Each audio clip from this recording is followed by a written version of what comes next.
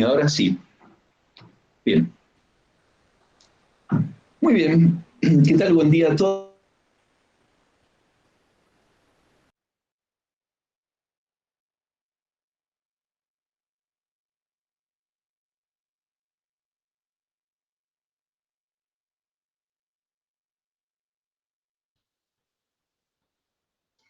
Lo debe haber expulsado, quedó congelado.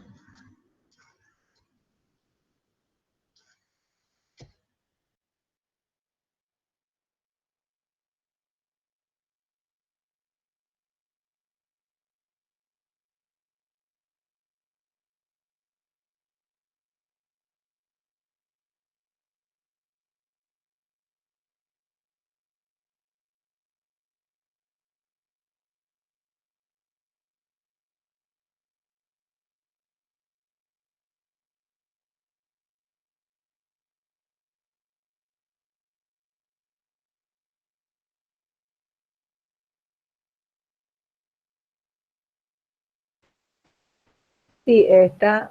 Ay, Roberta, ¿ahí estás? Ahora sí. ¿Volviste? Qué feas que son estas situaciones.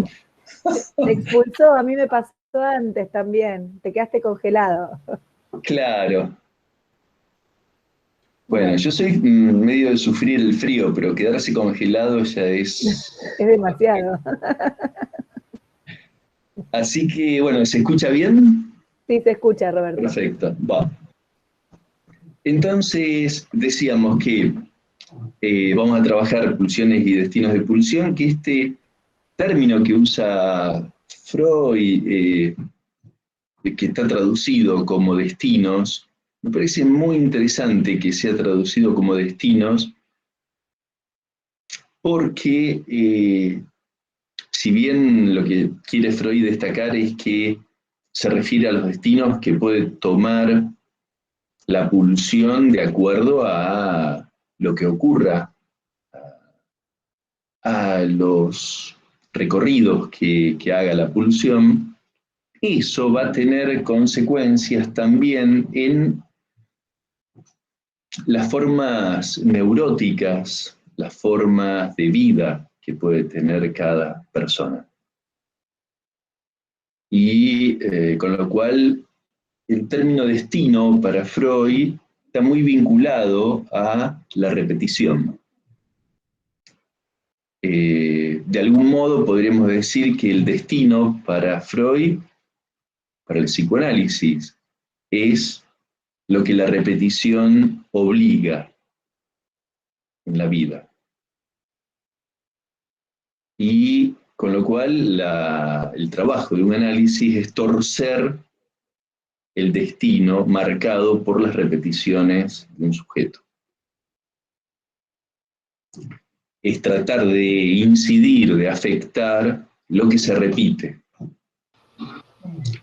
Y entonces eso hace que el destino de sufrimiento, el destino de malestar, el destino de limitaciones, de dificultades que puede tener la vida de una persona, encuentre mayores espacios de libertad posible.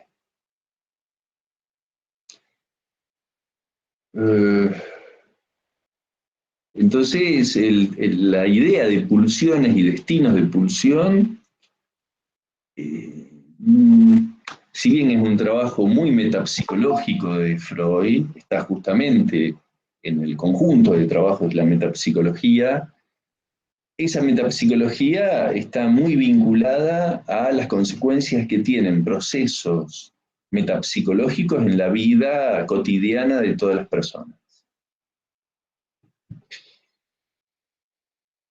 Entonces, vamos a ver cómo eh, para introducir una metapsicología muy densa, árida, difícil, no nada sencilla, muy lejos de cualquier vulgarización de la psicología, de cualquier consideración, por ejemplo, tema que va a trabajar Freud acá, el amor y el odio. Y entonces podemos encontrar a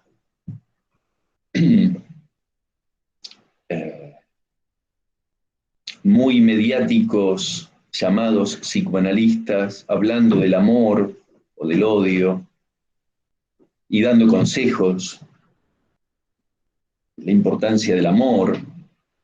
Y sí, podemos coincidir en un montón de cosas, pero como sabemos que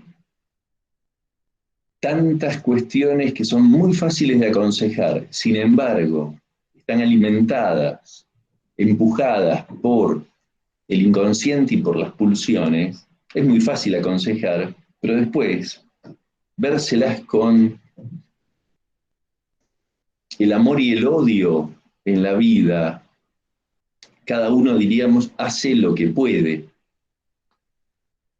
Y puede haber un psicoanalista muy mediático que da los mejores consejos, los más eh, como elogiables consejos, y sin embargo después cuando llega el momento, cada uno no puede hacer más que lo que puede hacer.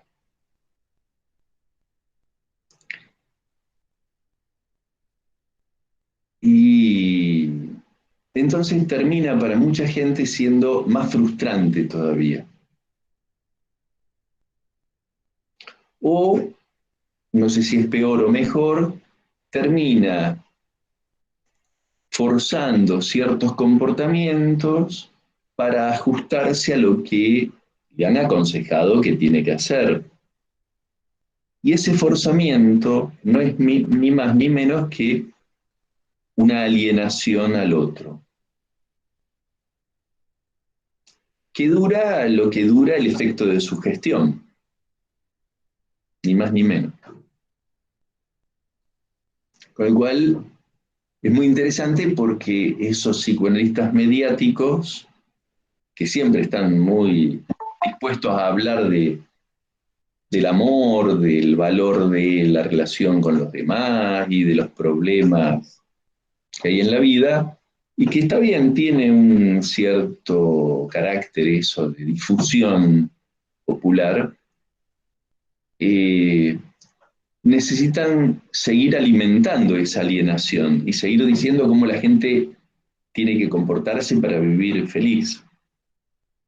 Y entonces hay quienes, por supuesto, consumen una secuencia, como la serie, que se hace adictiva, de consejos, termina siendo como autoayuda. Freud está muy lejos de eso, por eso aclara desde un principio que se va a meter con un tema muy complicado y que no resulta nada fácil abordar, y que el principio del texto de pulsiones y solicitudes o destinos de pulsión, siempre me gusta leerlo en relación a en el mismo tono que el prólogo a las nuevas conferencias de introducción del psicoanálisis de 1932-1933. En el tomo 22 de la serie de Amor Ortu, en el tomo 22, en la página 6, Freud, presentando la publicación de esas conferencias, de las nuevas conferencias de introducción, Freud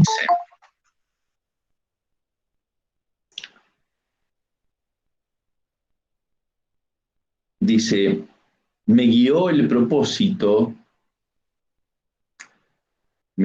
propósito de no sacrificar nada, de la complejidad, de la aridez, digamos, en aras o en beneficio de una simplicidad, una perfección y un acabamiento aparentes. O sea,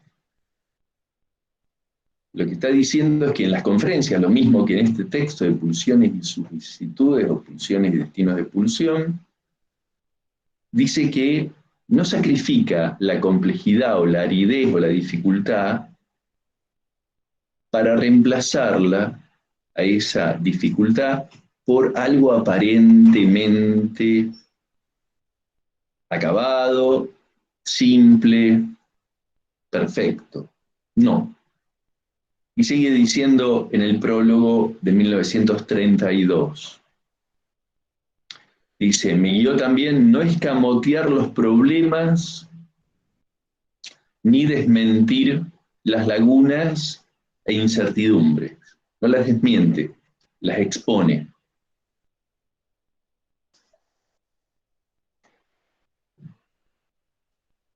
Y entonces dice, a continuación en el prólogo, en ningún otro ámbito del trabajo científico sería lícito ufanarse de tales designios de sobriedad y modestia.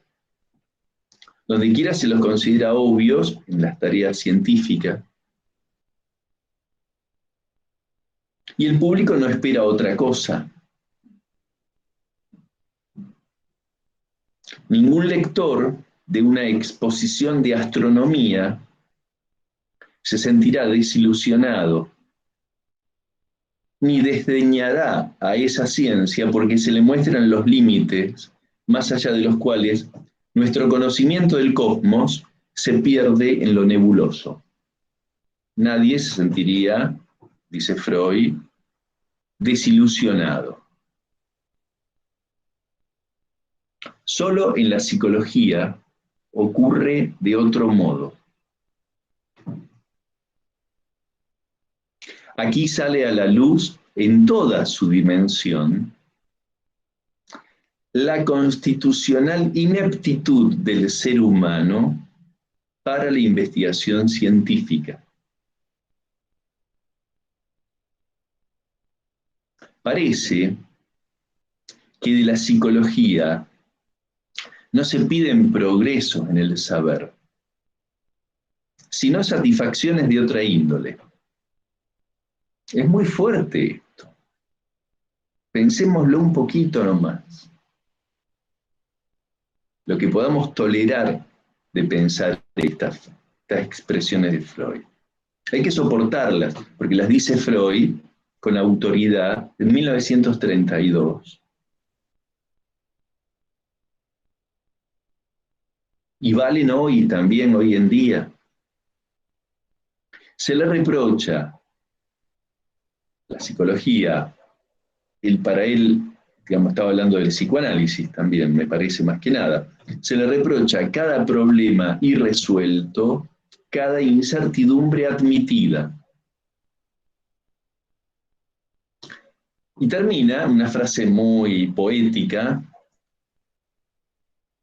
y dice lo siguiente, para terminar el prólogo: quien ame a la ciencia de la vida anímica deberá aceptar también tales inclemencias. No habla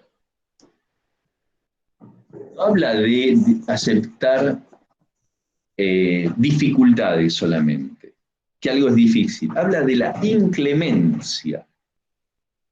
O sea, lo que tenemos que pensar sobre el tema es inclemente, no tiene clemencia con nosotros.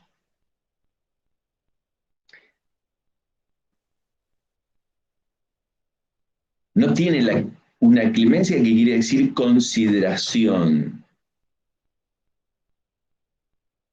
Aquello con lo que nos las tenemos que ver cuando tenemos que trabajar estas cosas resulta inclemente ¿con qué? Ante todo, con nuestro principio del placer. Nos resulta un esfuerzo, un disgusto, qué lindo sería si no me hiciera pensar tanto esto.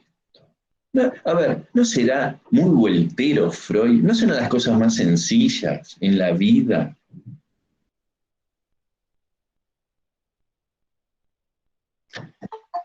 Digamos, el éxito que tienen las psicologías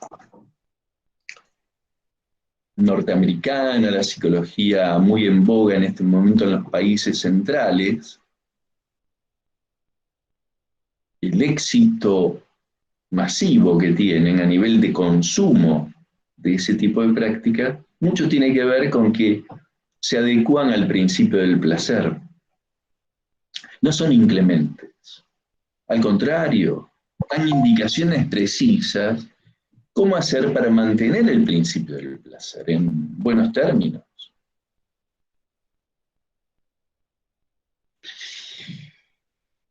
Bueno, Freud dice que hay una inclemencia de lo que es la vida anímica, la vida, tomando un término filosófico muy importante, el alma humana. Es un término que usa Freud muchas veces, y no hay que tener ninguna vergüenza en usarlo. Podríamos decir, ya no compartimos el dualismo cartesiano cuerpo-alma, ¿no? Y hay que argumentar por qué, no es momento para hacerlo ahora, pero la idea del alma es enorme, riquísima para la filosofía, porque a cuenta del alma, la gran filosofía occidental, de los grandes pensadores de la filosofía, es el término, la dimensión abierta al misterio de la vida humana. A cuenta del alma ponían las pasiones, ponían las contradicciones humanas, ponían los valores, ponían los motivos más profundos y enigmáticos del comportamiento humano. Así que no tengamos ningún problema en hablar en términos, y Freud lo decía, la vida anímica, lo anímico viene de alma, el ánima, el alma humana, dice muchas veces Freud. Así que, por eso dice, quien ame a la ciencia de la vida anímica, dice Freud, deberá aceptar también tales inclemencias. Insisto, no es una dificultad teórica, una inclemencia para el espíritu, para el alma propia. Así, podemos ir a leer, preguntaban antes dónde está, y esta cita está en el prólogo a las nuevas conferencias de introducción al psicoanálisis, escrito por Freud, este prólogo en el verano de 1932. Varios años después de haber escrito y publicado Pulsiones y Destinos de Pulsión, que es de 1915. Para 1915 Freud tenía casi 30 años de trabajo en el consultorio. Había empezado en las Pascuas de 1886 a trabajar. Así que estamos hablando de 29 años de trabajo de Freud, con lo que implica claramente alguien como Freud, que no dejaba quizás un día de crear algo, inventar algo, producir algo, escribir. 29 años es mucho tiempo. Estamos en un Freud que ya iba a cumplir al año siguiente 60 años de edad también, no era un niño, no era un jovencito. Tenía 30 años de experiencia clínica, tenía 60 años de edad. Estamos hablando de un Freud que cada cosa que dice, que cada renglón está muy elaborado. Ustedes notan la densidad de este texto.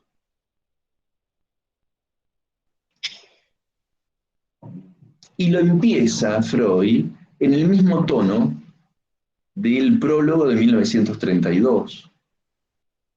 En 1915, dice Freud que ninguna ciencia se construye desde el principio sobre conceptos básicos, claros y definidos con precisión, de ninguna manera. Se van construyendo, dice. Se describen fenómenos que luego, dice, son agrupados, ordenados y se establecen conexiones y que esas conexiones están dadas por ideas abstractas que ya se aplican sobre esas relaciones. O sea, nos está confesando cómo trabaja él. Y no tiene reparo en hacerlo honestamente. Y dice, al principio deben comportar cierto grado de indeterminación, no puede pensarse en ceñir con claridad su contenido. Imagínense, esto va en contra del principio del placer. O sea, una cosa es nosotros leerlo y otra cosa es imaginar quién, como Freud, pudo construirlo a esto. Solo. O sea, se imaginan ustedes, tienen que presentarse a rendir un texto como este o como los de la cátedra, y tienen que estudiarlo bastante tiempo, están en duda si lo entendieron, no lo entendieron, consultan, preguntan, lo repasan, lo vuelven a estudiar de memoria, practican cómo decirlo, preparan un tema, van y se presentan y están aún así con temor a no haber comprendido o no haberlo estudiado suficientemente bien. ¿Se imaginan Freud que tenía que inventarlo? Y no tenía, siempre digo, no tenía las obras completas de Freud en su biblioteca. Las inventaba a las concepciones teóricas que después nosotros estudiamos, nos cuesta entender el alcance que tiene. Podemos entender lo más cercano, pero el alcance que eso tiene es enorme. Por eso me interesaba empezar situando que destinos de pulsión implica destinos en la vida también. Y por eso en el teórico que le invité a los adjuntos a grabar, y entre ellos a Olivia Dinardo, la profesora Dinardo, que grabó sobre pulsiones y destinos de pulsión, justamente se refirió a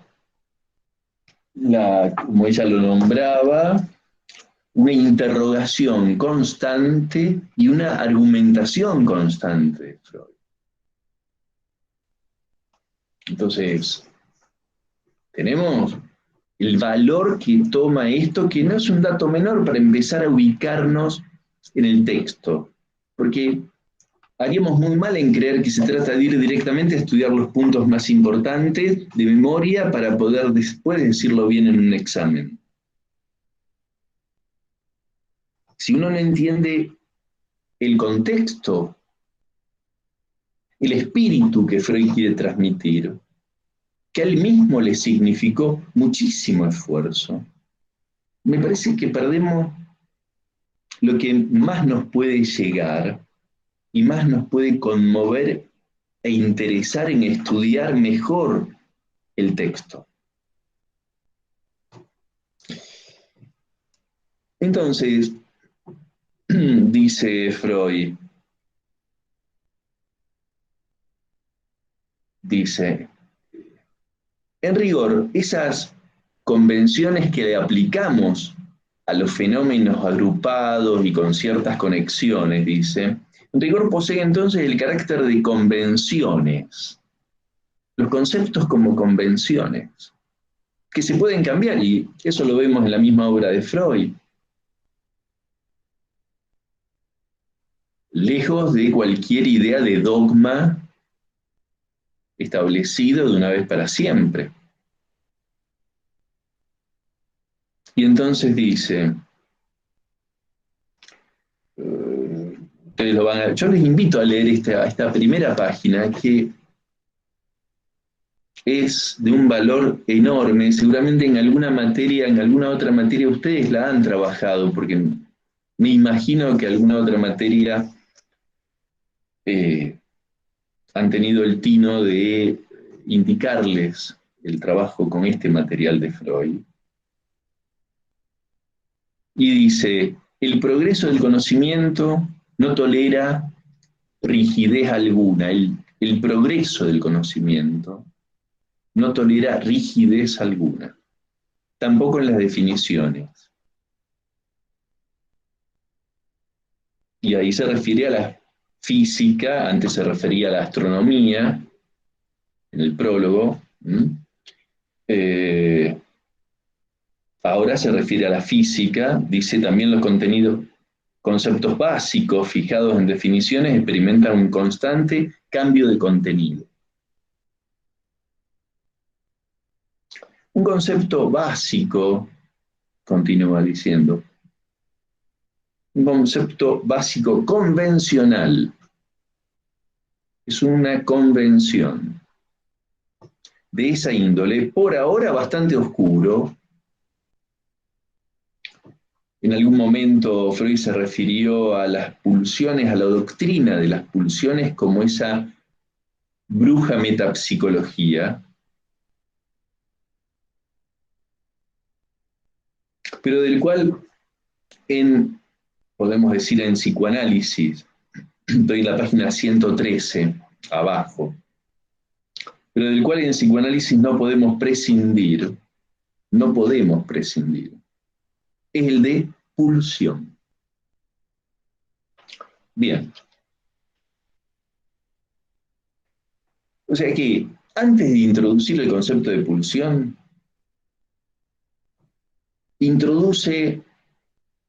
desarrolla a los conceptos como convenciones y el carácter de construcción que tiene toda doctrina teórica. Para no ser dogmática, siempre disponible para ser revisada y cuestionada.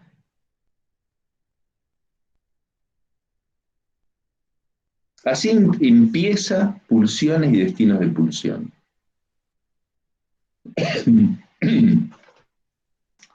Entonces va a tomarlo, como decían, como bien ubicado en los ejes temáticos del texto, desde la fisiología, desde la biología, desde la vida anímica. 3 dimensiones desde las cuales va a cuestionar o a interrogar el concepto de pulsión, para encontrar algo específico, porque si dijeras lo mismo que el estímulo, ¿para qué hablar de pulsión? Hablemos de estímulo. Si no tiene sentido desde la vida anímica, si es lo mismo que el inconsciente, por ejemplo, ¿para qué hablar de pulsión? Entonces, tiene que encontrar Freud que se justifique el concepto de pulsión. O sea, es de una rigurosidad, entre comillas, científica esto, que es notable. Desde en cuanto a lo fisiológico, dice que el estímulo es exterior, o puede serlo también interior, pero que es, digamos, no es permanente. Entonces, el estímulo, dice en la página 114, el estímulo pulsional, la mitad de página más o menos, dice, el estímulo pulsional no proviene del mundo exterior. Yo les invito a que este detalle, que parece tan evidente y fácil de dar en un examen, a ustedes les preguntan, ¿qué es la pulsión? Entonces pueden decir, y nadie les va a cuestionar esto, la pulsión es diferente del estímulo, porque el estímulo es exterior y la pulsión no.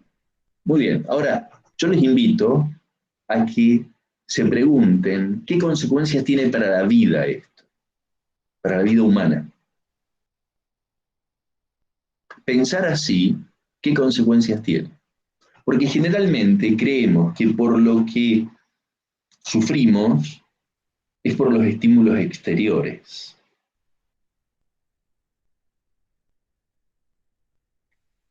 Y todo el trabajo de un análisis es, sin negar que hay un mundo exterior, sin negar que hay un virus de la COVID, sin negar que hay locuras de otros que pueden ser muy próximos a uno. No estamos hablando de la locura de un habitante de Sudáfrica, o de Perú o de México. Estamos hablando de que la locura la tenemos a veces muy cerquita a nuestro. Mi mamá, mi hermano, un hijo, un amigo, una amiga, la esposa, el esposo. Las locuras existen. Locuras, entre comillas, que quiere decir expresiones de algo insoportable que es insoportable. Generalmente las locuras son primero insoportables para los demás, no para el que está habitado por esa locura.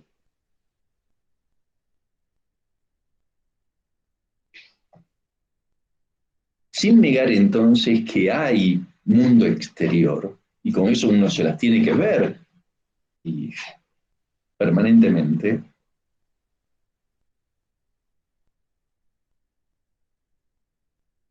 hay otro mundo, otra dimensión del sufrimiento, pero extrañamente conectado con ese mundo exterior, extrañamente conectado. Porque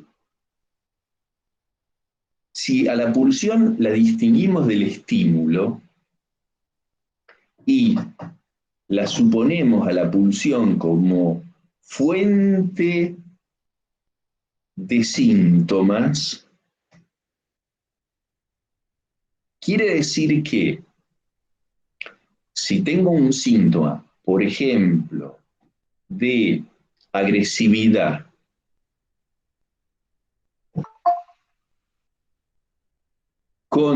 en mis lazos afectivos, mis lazos amorosos, y enseguida todo me enoja, por ejemplo, ¿no? Síntoma. Puedo siempre, fácilmente, por esa conexión extraña que hay entre lo pulsional y el mundo exterior, justificarme por mi síntoma en ese mundo exterior, en los estímulos. Y entonces decir, me provocó que reaccionara así. Está bien una vez, uno puede decir, a veces hay que enojarse, claro. No tenemos ningún ideal de santos, de un estado de no respuesta. No, porque realmente eso después explota de la peor manera. Pero una cosa es que alguien tenga una expresión agresiva, una expresión violenta, una expresión hostil, una vez, dos, pero cuando eso se repite, cuando es el modo de responder, o, pongamos el otro caso, no ser agresivo, no ser violento, sino todo lo contrario, tolerar pasivamente que sean violentos con uno. Lo que en este caso Freud va a hablar de hacerse pegar. ¿Ustedes se dan cuenta?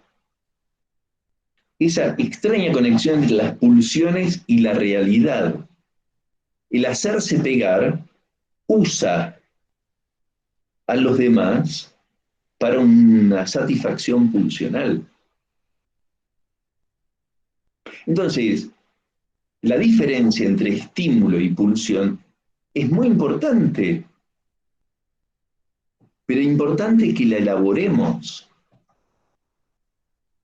No nos saquemos de encima, gracias al principio del placer, el esfuerzo del trabajo, de la elaboración que implica entender bien por qué es importante distinguir estímulo y pulsión.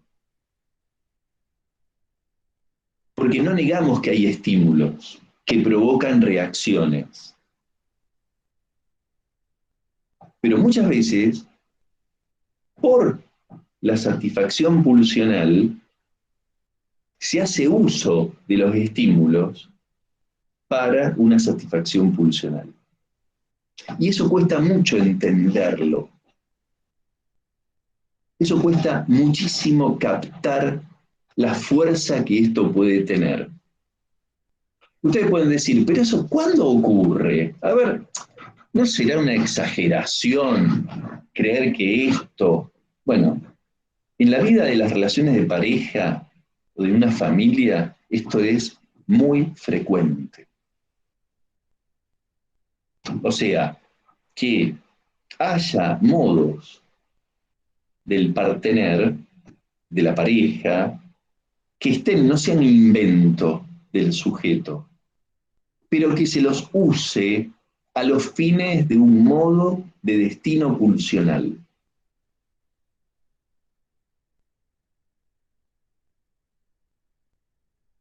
Este detalle no es nada menor para empezar a enfocar el texto, pulsiones y destinos de pulsión, en conexión, como también decía la profesora Dinardo en el video del teórico de este texto, que invitaba muy criteriosamente a enfocarlo desde el síntoma. Es un texto fundamental para pensar el eje conceptual fundamental de la materia, la articulación entre síntoma, repetición y pulsiones. Entonces ahí tenemos una articulación de tres conceptos fundamentales que venimos trabajando a lo largo de todos estos meses, 4 meses casi ya, y que este texto es fundamental, enorme, para pensar esto, a condición de no creer que las pulsiones son algo que quedan en, vaya a saber qué parte escondida de la vida de cada uno. No. Las pulsiones nos hacen tener un modo de vivir. Las pulsiones son las que nos hacen, en relación, por supuesto, con el narcisismo, con el inconsciente, con las condiciones más fundantes y fundamentales de la vida humana, nos hacen sufrir de una cierta manera, nos hacen disfrutar de una cierta manera. Valen, a ver, hay una pregunta que me surgió acá en el chat. Valentina, ¿puede dar un ejemplo en la pareja o vida familiar donde se use a los estímulos mundo exterior como modo de satisfacción pulsional? Sí. Bien, me alegra la pregunta porque es importante que veamos ejemplos para entender a qué nos referimos, porque si no, fácilmente vamos a un plano de ideas sin mucha elaboración ni conexión con ejemplos. Eh,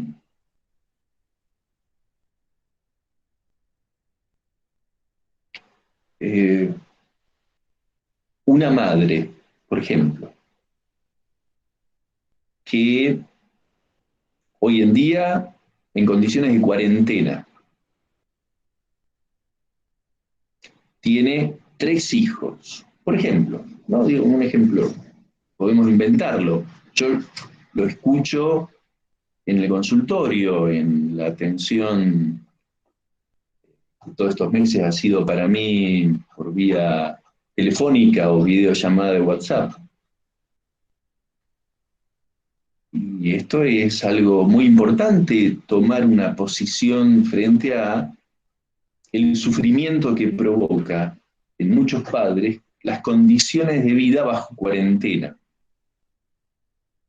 que implica limitaciones en cuanto a los movimientos, desde el momento en que niños, niñas, jóvenes no han podido continuar su vida escolar, eso alteró la vida familiar. Porque sabemos que la vida escolar es un alivio, un tiempo de descanso, no solamente para los hijos que van a la escuela y se alivian de los padres, sino para los padres que se alivian de las demandas de los hijos. Eso se ha visto alterado. Entonces, ha cambiado la configuración de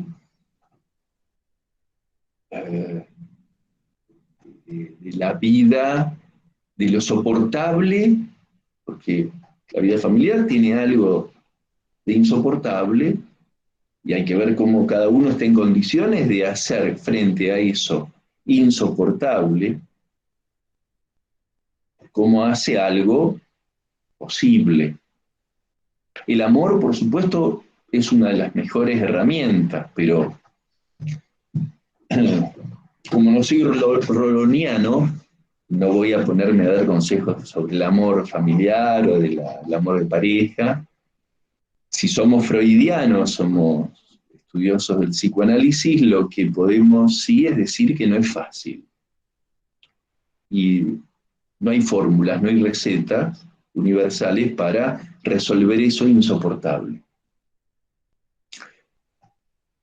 Entonces, esta alteración de la vida familiar por no poder ir los hijos a la escuela, al jardín,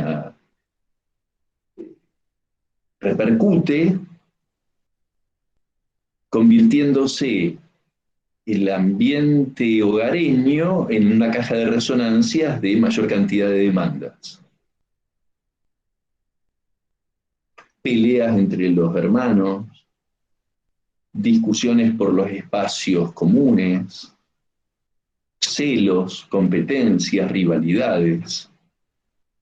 Entonces, para pensar la pulsión y el estímulo, pensemos en uno, no podemos pensar en la familia. Pensemos en uno de los miembros de esa familia.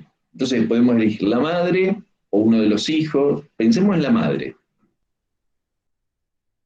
Entonces ya no estamos hablando de la familia, estamos hablando de una mujer, podemos hablar del padre también, por supuesto, cualquiera.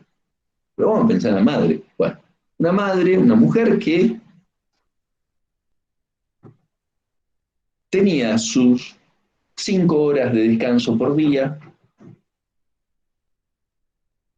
que tenía su trabajo, tiene su trabajo, unas horas por día, con todas las preocupaciones que este marco de estímulos locos de la pandemia nos provoca, angustias, preocupaciones, incertidumbres, y en ese contexto tiene que ver cómo sus hijos, todos de escolaridad primaria, pongamos, de 5 a 12, 15 años, pongamos, secundaria, se pelean, discuten, se agarran de los pelos, le reclaman a ella. De momento tiene ganas de matar a alguno. Entonces Entonces podríamos decir, los estímulos. Bien, diría Freud, sí, los estímulos están, son innegables. Ahora, el síntoma de ella, no los explica el estímulo. Al síntoma de ella, vamos a inventar un síntoma.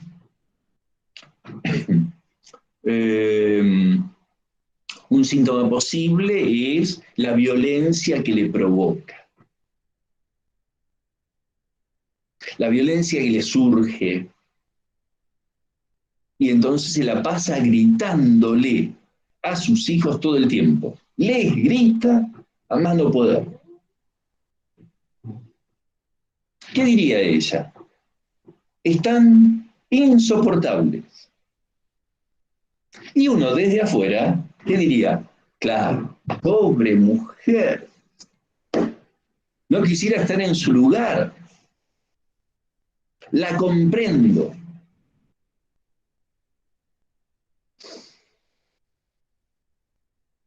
Sin la pulsión,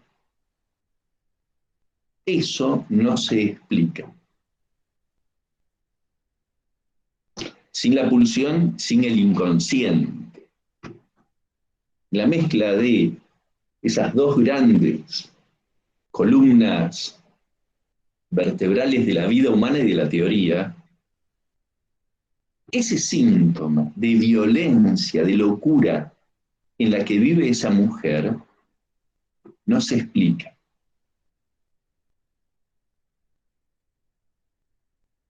Porque eso es justamente lo que va a permitir captar que los estímulos están, los hijos están, tienen ciertos modos, esos hijos que muy probablemente tengan mucha relación con su manera también de vivir la pulsión. Y entonces, si esta mujer estuviera dispuesta a una experiencia de análisis, podría, con suerte, preguntarse, está bien, mis hijos están así, son insoportables, se pelean, no hay límites, que no se les puede poner límites, es una cosa de locos. Pero a ver, ¿qué me pasa a mí? ¿Cómo entiendo por qué como decía una expresión de una paciente, ¿por qué se me salta la chaveta? Y cuando una chaveta salta, algo gira locamente.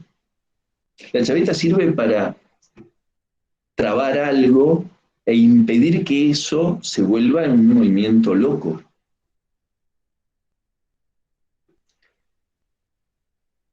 Oh, una mujer decía una vez, se me salta la térmica, pero en la expresión que ella daba con mucha precisión, porque decía, el problema no es que se me salta la térmica, el problema es que me quedo a oscuras. Se me apagan todas las luces y todo se me transforma en una oscuridad que no sé qué hacer ni dónde moverme. Para ella, que se saltara la térmica era eso. No quedaba, era inteligente, no quedaba solamente en como la expresión, ¿no? Es demasiado, porque se me salta la térmica y decir que el problema fue que saltó la térmica, deja todo a cuenta del estímulo. Hay como mucha tensión eléctrica y entonces la térmica no aguanta. Ella ponía a cuenta de ella la expresión se me salta la térmica y decía ahí me quedo a oscuras y ese es mi problema. Esto es el punto en donde tiene tanta importancia distinguir la pulsión del estímulo. No es una cuestión meramente teórica para decir, bueno, el estímulo es del exterior y la pulsión es de la vida íntima y la vida anímica. Si nos quedamos en eso, está bien, es una descripción. Los invito a considerar que esa descripción permite entender la vida humana misma y que cambiar el estímulo no cambia la pulsión.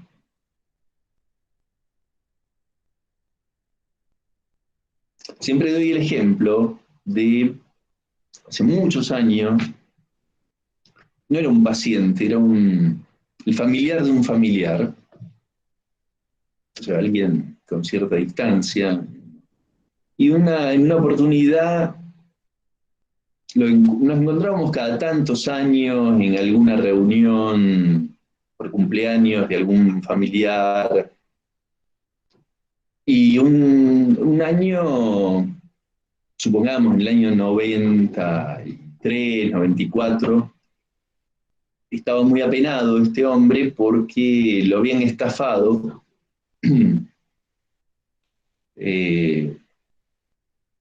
cuando él había comprado un taxi y lo estafaron en la compra. Él se quedó sin ahorros, producto de esa estafa. Estaba muy apenado. Como 6 años después, 7 años después, lo vuelvo a encontrar. Le digo, ¿qué estás trabajando? ¿Qué? Me quedé sin trabajo, me dice. Estaba trabajando en mi taxi, y, pero lo vendí y me puse en sociedad para poner un supermercadito, un autoservicio, y mi socio me estafó.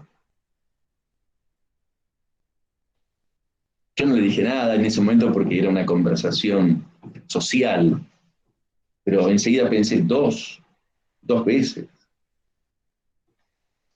Y como 10 años después, nos volvemos a encontrar, los dos ya con 10 años más, y le pregunto, bueno, estábamos conversando, me pregunta por mis hijos, yo le pregunté por su familia, un buen tipo, una excelente persona, magnífico, muy agradable, magnífico. Y entonces le pregunté qué tal, le digo, él me dice, me volvieron a estafar. Le digo, me estás jodiendo, le digo, no me jodas, hablemos en serio. No, en serio, me dice. Y decí que no puse mi casa en el negocio, porque unos clientes se fundieron y me habían prometido, y me contó la historia, 3 veces, a lo largo de 15, 20 años, 3 estafas que le hicieron, excelente persona. No me cabe duda de que quienes lo estafaron como estímulo, digamos, lo que queda cuenta del mundo exterior, era gente inescrupulosa, delincuentes, estafadores, no me cabe duda. Ahora, la repetición no se explica porque, uy, qué mala suerte que tuvo. No puede explicarse por eso. De ninguna manera. O sea, alguien que lo estafan una vez, la segunda, o sea, emprende un negocio y toma todas las medidas de precaución posibles, parece que no las tomó. Una tercera vez ya es un exceso, ya no hay manera de justificar una cosa así. Entonces, cuando Freud dice que el hacerse pegar necesita de la participación de otro, la pulsión ahí no es algo tan íntimo, y escondido, y vaya a saber cómo actúa. No, lo usa al otro. Se aprovecha del otro. O sea, irónicamente, un poco con humor, podríamos decir, él usó a los estafadores para la satisfacción de esa pulsión que podríamos decir tenía una alta satisfacción masoquista.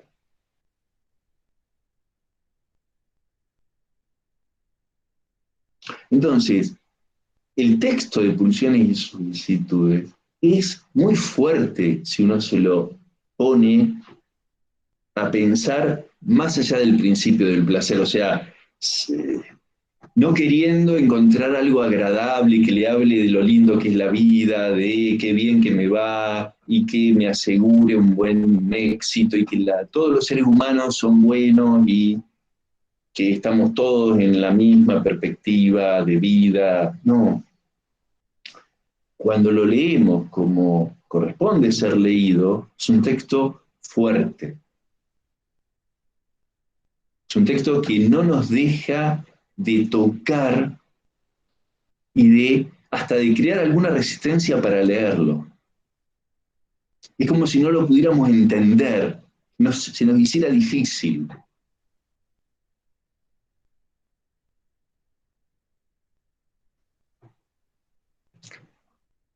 Antes de seguir avanzando, ¿alguna pregunta, algún comentario? ¿Pueden alguien quizás habilitar el micrófono si quiere? No sé si había alguna pregunta pendiente. No sé. Algo que a mí no me es, o sea, sería que el estímulo es utilizado por la pulsión para buscar la satisfacción propia, o sea, para buscar la satisfacción de esa pulsión. Exactamente, exactamente. O sea, a ver, hay muchos estímulos, no todos son usados por la pulsión. Hay estímulos que provocan reacciones que no están tomadas por la pulsión. A ver, por ejemplo, ¿no? Si hablamos de pulsiones sexuales o pulsión de muerte, si uno tiene sed, se sirve un poquito de agua, calmó la sed, listo, ahí podríamos conjeturar que está la pulsión de autoconservación, pero a nivel del estímulo, hay estímulos que si yo tengo calor o tengo frío, me saco ropa, me pongo ropa, bueno, no hay que pensar ahí cómo incide la pulsión. Pero hay estímulos que fundamentalmente en la vida de relación con los demás. Estímulos que toman importancia. Estímulos que son significativos, que provocan particularmente algún síntoma. Esos estímulos, sin lo pulsional, el síntoma no aparece.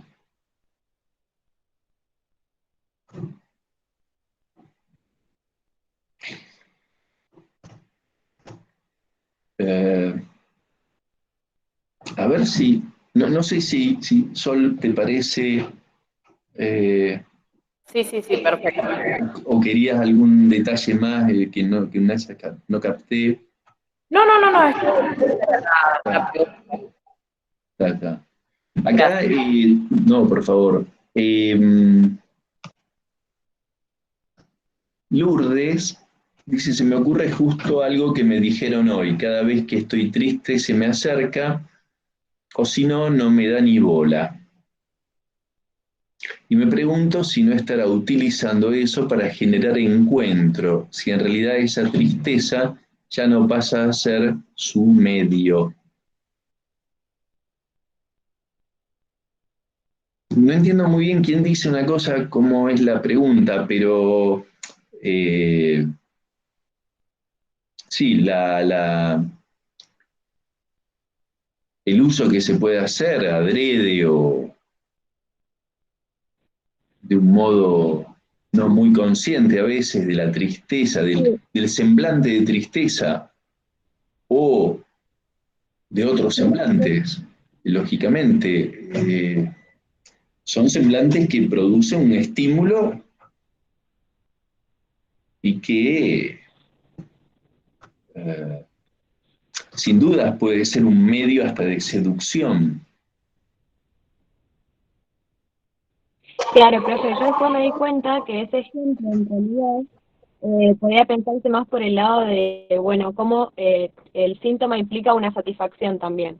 Esto no pensándolo aisladamente, este comentario. Pongo a ver, bueno, si era una tristeza verdadera o si lo empezó a utilizar, digamos.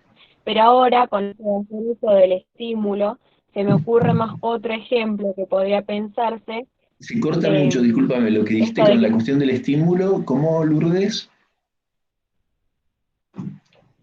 Que digamos que este ejemplo que puse antes se podría pensarlo más que nada, o lo pienso yo más por el lado de, bueno, la satisfacción por medio del síntoma. Claro. Pero trayendo más a este caso del uso del estímulo, se me viene otro ejemplo, Sí. que podría ser cuando una persona te comenta sus problemas y vos te sentís como responsable de hacer algo por eso. Cuando Bueno, ahí sí tal vendría cual. a ser como un uso y después ay no, y ahora todos me hacen responsable, me siento, no sé, con la necesidad de hacerme cargo de esos problemas, cuando en realidad quizás solamente te estaban contando y vos utilizás eso para hacerte, Exactamente. no sé. Muy, muy pertinente, muy preciso este ejemplo. Justamente, es uno de los ejemplos muy claros de cómo el estímulo es aprovechado para una satisfacción y que después cuesta entender que eso es algo que es responsabilidad propia, no es responsabilidad del otro. Esto genera pero enorme cantidad de problemas en la vida de las parejas, en la vida de las relaciones de amigos, enorme cantidad de problemas. Bien, bien, muy bien el ejemplo, Lourdes, me parece muy interesante. Camila dice, entonces el síntoma es explicado por la pulsión y el estímulo es lo que genera ese síntoma. A ver, vamos por parte. ¿El síntoma es explicado por la pulsión? Sí, acordémonos que siempre el síntoma es consecuencia de dos cuestiones, retorno de lo reprimido, que es el inconsciente, y satisfacción sustitutiva de la pulsión. Todo síntoma implica esas dos dimensiones. Sea cualquiera el síntoma, es siempre algo del inconsciente que quiere decir algo y algo de lo pulsional que quiere encontrar satisfacción ahí. No quiere decir nada, quiere encontrar satisfacción.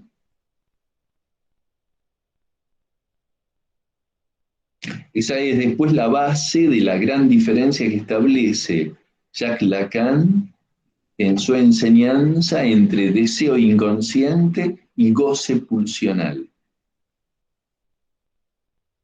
Si tuviéramos tiempo para este año de acompañamiento virtual de llegar a la enseñanza de Lacan, trabajaríamos esta diferencia, pero se las menciono solamente. Pero el síntoma siempre es explicado por la pulsión y por el inconsciente, que son dos cosas distintas.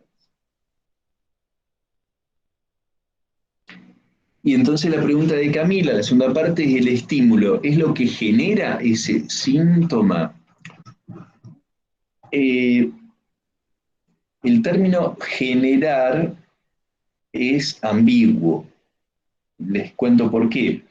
Yo en vez de generar me parece que podríamos reemplazarlo por el síntoma es lo que provoca el síntoma. O sea, ¿por qué? Porque lo que provoca lo que provoca a que haya síntoma como elemento provocador puede ser una situación, como decíamos antes, el ejemplo de los hijos en cuarentena en la casa.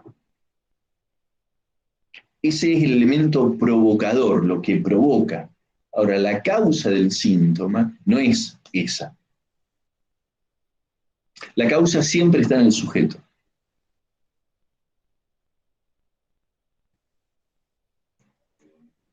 El elemento provocador como provocador puede estar en las condiciones de la vida, puede estar en la locura de los demás, puede estar en muchas cosas que ocurren, que no hay que negarlas. Y que importan, no es lo mismo, claro, tener 3, 4 hijos en la casa todo el tiempo a vivir solo, que vivir solo podría ser el elemento provocador de otros síntomas, tristeza, sensación de abandono. Entonces, y bueno, podríamos decir, pero es comprensible si estás solo, en tiempo de cuarentena. No, no es comprensible, desde el psicoanálisis no es comprensible. El síntoma siempre es responsabilidad del sujeto.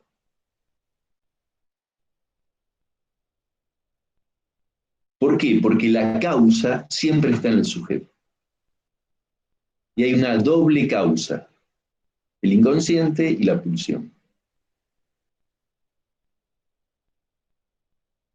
Entonces, el estímulo sí provoca el síntoma. Puede ser lo que provoque el síntoma. No es la causa del síntoma. Esto cuesta mucho entender, incluso en análisis cuesta entender esto. El paciente en análisis se resiste, no quiere esto, comprender esto, captar esto. Y aún al más como jugado y comprometido analizante, le cuesta mantener esta posición de responsabilidad para con sus síntomas. Porque es mucho más aliviado para el principio del placer echarle la causa al mundo exterior. Es un alivio. Si el problema por el que yo sufro tiene como causa los estímulos, los demás, mi papá y mi mamá, uy, qué bueno, qué alivio que sería. Hay como, produce un estremecimiento, como un disgusto, ya el hecho de pensar que no le puedo echar la culpa a nadie. Es estar como cerca de un abismo. Uno no se cayó, no se cae, pero está ahí y dice, mejor me alejo de esto, porque después de esto no me gusta lo que viene. Y produce un poquito de lo que llama Lacan, a esto le llama el horror a la verdad. El horror a la verdad es ese punto en el que ya no le puedo echar la culpa a nadie. Entonces, de eso está hablando Freud acá en Pulsiones y Destinos de Pulsión.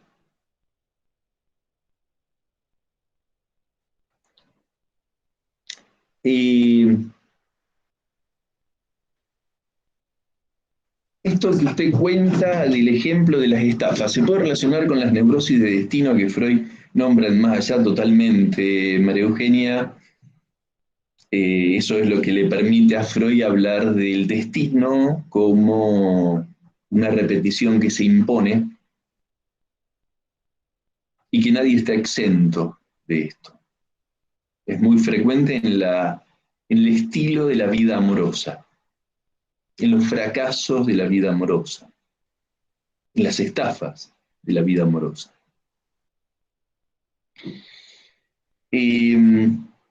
Catalina, ¿podría explicar el goce pulsional en algún video o clase si llegamos? Sí, con todo gusto. Sí, sí. Es muy interesante.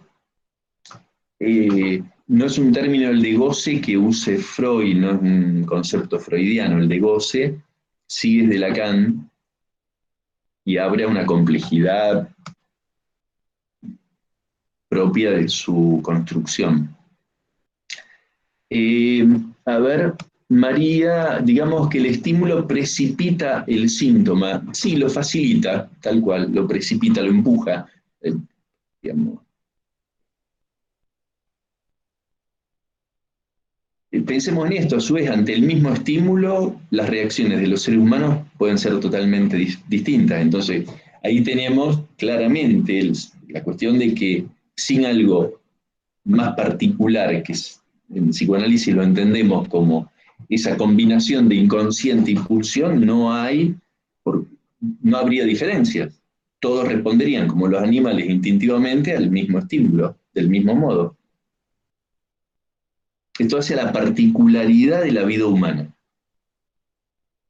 La particular particular del uno por uno, de cada uno, que es absolutamente distinto, y no por el narcisismo de cada uno, sino por lo más alejado del narcisismo, que es el inconsciente y la pulsión.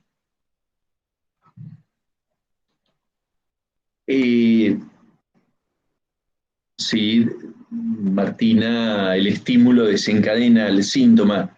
Ya les digo, a veces puede facilitar mucho que aparezca un síntoma, ¿no?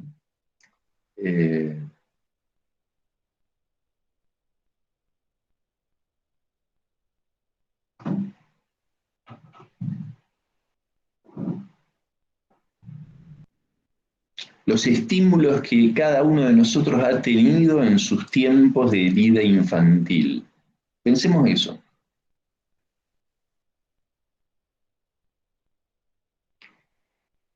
Los síntomas que hemos tenido en la vida infantil, o que podemos seguir teniendo después de la vida infantil, que se han mantenido. ¿Nos hemos preguntado esto alguna vez? ¿Qué estímulos hemos tenido? El amor de mi padre, o la agresividad de mi padre, o el abandono, el descuido, el desinterés, o la excesiva sobreprotección, todos estímulos. Ahora, ¿cómo ha reaccionado? ¿Cómo ha hecho con eso cada uno? A eso le llamamos síntoma. Porque no pensemos el síntoma solamente como algo insoportable, sino, por ejemplo, síntomas en la alimentación, con la comida, síntomas en el plano del amor, síntomas en relación con el cuerpo, síntomas en los modos de tratar a los demás o de permitir ser tratado por los demás. Así hemos respondido a los estímulos de los tiempos infantiles.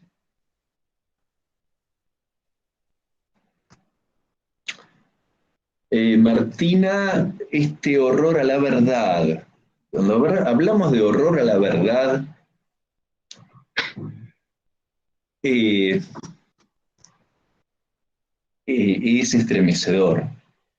No es nada, es lo más alejado de lo agradable que podemos imaginar.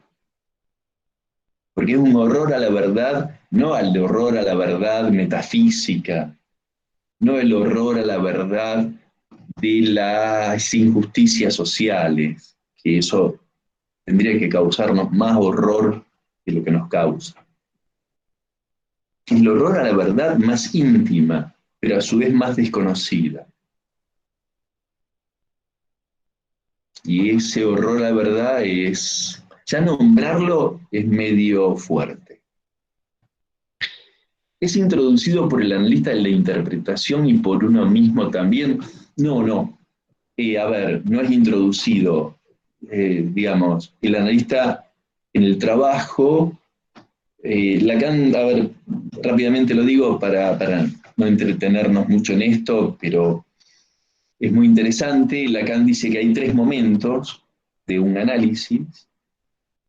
El primer momento, incluso anterior al análisis, la vida normal del ser humano, es el del horror a la verdad. Y el principio del placer, ahí está muy comprometido siempre, porque nos aleja de querer saber de lo más verdadero. Entonces tenemos horror a la verdad normalmente, y entonces la mejor forma de mantener el horror a la verdad y mantener el principio del placer es echarle la culpa siempre a algo de lo que nos pasa. La causa siempre está afuera, en el otro, en las circunstancias, en la vida social. Bueno, eso mantiene como lejos la verdad y por lo tanto el horror a la verdad, y mantiene el principio del placer. El segundo momento, por efecto de la transferencia, por efecto del encuentro del análisis, es el amor a la verdad. El amor a la verdad sería aquello que permite tolerar las verdades hasta donde es posible tolerarlas. Y entonces puedo recordar momentos de mi infancia que nunca, ni idea tenía que me habían ocurrido. De pronto soñé la noche anterior a la sesión, y entonces llevo ese sueño y recuerdo a raíz del sueño un detalle de mi vida infantil que nunca había tomado en cuenta. Y lo importante que es ese detalle. Y eso me pone contento. ¿Cómo? Lo hubiera pensado un año antes. No estando en análisis, no lo hubiera, no se me aparecía, no era posible. El horror, la verdad, no me lo permitía. Ahora me pongo contento por haber recordado esto que me acuerdo que fue angustiante. No fue alegre, fue angustiante. Mi madre iba en el centro de Rosario y yo tomado de la mano de ella, y este es un recuerdo mío verdadero, tenía 3 años,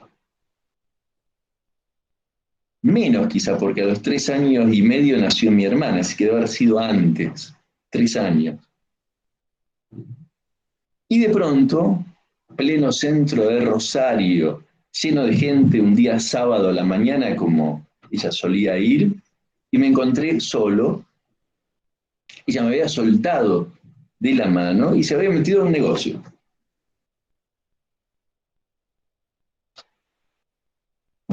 Y entonces, como efecto de transferencia, como efecto del trabajo del análisis, me acuerdo de eso, que nunca me había acordado. Y me provoca angustia, me pongo a llorar. Digo, ¿cómo mi madre me dejó así abandonado, solo, y la perturbación que me produjo eso, y las consecuencias que tuvo en mi vida? Pero después salgo y siento haber ganado algo, haber entendido algo de mi vida, que si no lo tenía en cuenta, no lo podía entender. Y eso es el amor a la verdad. Ahora, lo que dice Lacan que es engañoso el amor a la verdad. Es necesario para el análisis, pero es engañoso, porque no deja de estar en relación al horror a la verdad. El amor a la verdad va a estar condicionado por el horror a la verdad. O sea, ¿en qué? En que aquello que me sea posible admitir va a estar condicionado por el horror. Lo que yo pueda soportar. El tercer momento, en un análisis más avanzado, es el deseo de saber sobre la verdad. Quizá es la elaboración del horror, usando el amor a la verdad, es el avance decidido, pudiendo soportar lo horroroso, sabiendo que está eso horroroso, no negándolo. Entonces, estos tres momentos de una experiencia de análisis, por eso la pregunta que antes hacían, que no es el analista el que introduce el horror a la verdad, ni está el horror como modo de vérselas con la propia vida, el inconsciente, con lo pulsional, y el análisis permite el horror a la verdad, digámoslo en términos freudianos, que son las resistencias. La resistencia es un término fundamental en Freud. No es, no quiero saber por qué me molesta, no. Las resistencias, vamos a trabajarlas en el yo y el ello, y después en algún otro texto, y no vamos a llegar, pero está en el programa como Inhibición, Síntoma y Angustia. Son resistencias, dice Freud, estructurales, inevitables de la vida humana. Hay una resistencia a reconocer lo que verdaderamente ocurre para cada uno. Entonces, el horror a la verdad es un modo que tiene Lacan para hablar de esas resistencias estructurales que tanta importancia les dio Freud, tanto relieve, tantas consecuencias clínicas ha tenido siempre y sigue teniendo en cada análisis. A ver,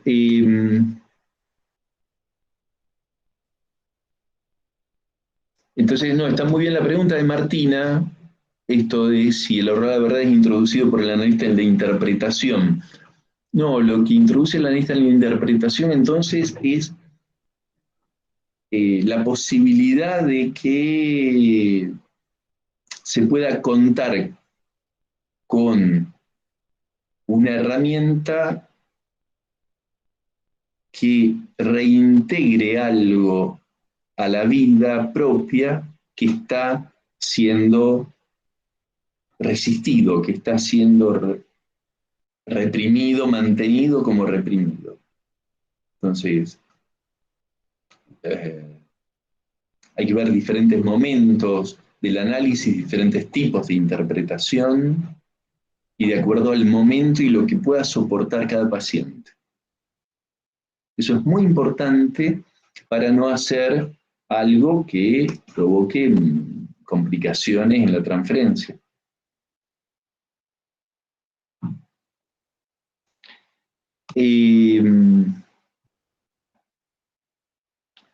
No sé, Catalina dice de Lacan, pero lamentablemente no entiendo. Después, Bautista, en el caso de las neurosis traumáticas, como en el caso de las guerras, también estos estímulos juegan un papel de provocación de síntomas o podrían ya ser la causa. No, en las guerras también. Es muy interesante la pregunta. Porque incluso el trauma no es nunca sin el sujeto.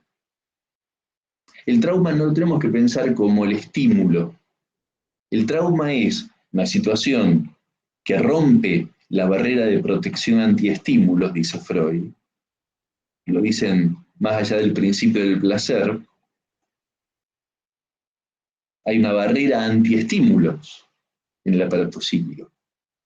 El trauma la rompe, pero la respuesta del sujeto es la respuesta del sujeto. No es provocada por el trauma, por el estímulo. Eso nos permite explicar por qué hay gente que puede vivir situaciones de la guerra de un modo y gente que la vive totalmente diferente. Si no, insisto, estaríamos siempre en los términos del instinto animal. Pero está muy bien la pregunta, Bautista, muy bien. Julieta, generalmente se tarda mucho tiempo, como años, para que se dé el horror a la verdad. Bueno, estamos en este punto que antes comentábamos, que el horror a la verdad es propia del ser humano. El análisis va en contra de eso, justamente. La experiencia de análisis es salir de la condición humana del horror a la verdad. Aldana, disculpe, ese horror a la verdad se relaciona con las tres pasiones del alma, con la pasión a la ignorancia. No, es más complejo esto, no. La pasión de la ignorancia es la pasión del deseo de saber. Es la ignorancia como pasión. Por eso la toma Lacan de Nicolás de Cusa, del 1400, un religioso, un escritor de la religión católica, apostólica romana. El escrito de él, La docta ignorancia, es enorme, es riquísimo.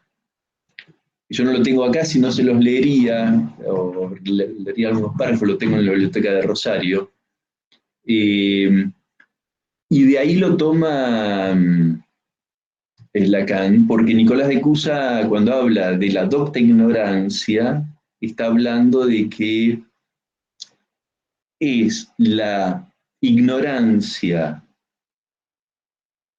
en cuanto a que no sé qué es Dios, pero que algo en mi instrucción, en mis conocimientos y en mi fe, es la combinación de todo eso, me permite tener una buena conexión con Dios.